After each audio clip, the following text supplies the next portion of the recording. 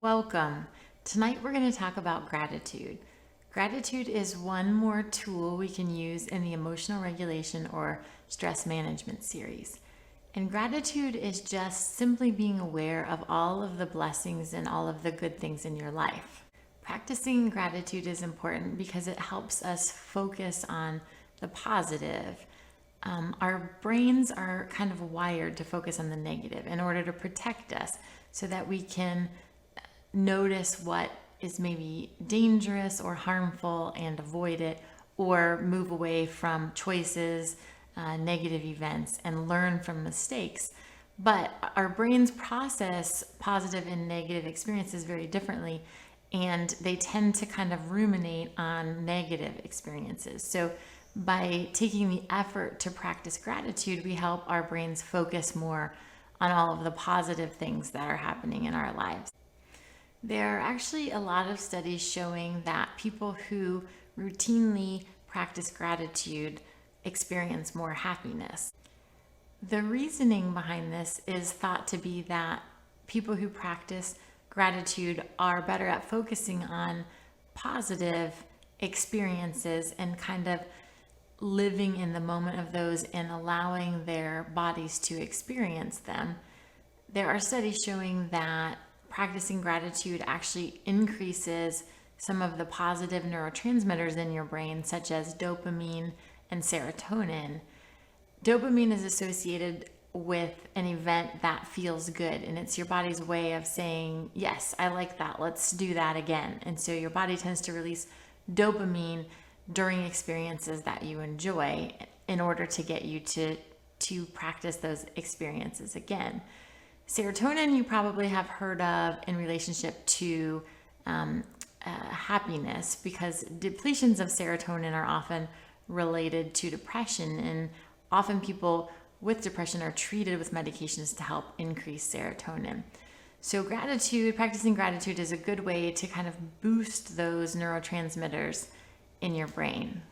And practicing gratitude improves social connections. So instead of comparing yourself to others or being envious of others, instead you are rooting for their happiness, grateful for your own gifts and grateful for the gifts of others. So it also seems to improve social connection. So what are some ways you can practice gratitude?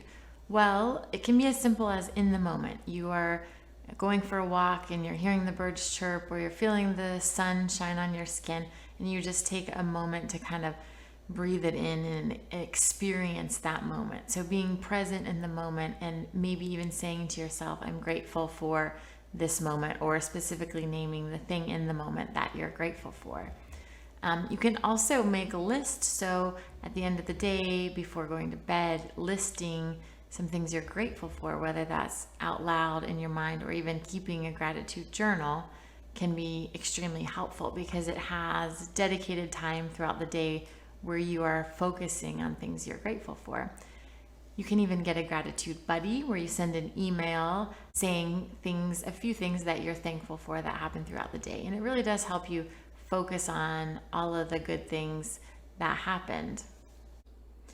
And another way is to listen to that little voice inside of us when it says, oh my gosh, I'm so thankful for this person in my life, and let that person know out loud. A lot of times we kind of suppress that urge to let them know, but letting them know not only helps them, but also shows great benefits for your physical and mental health too.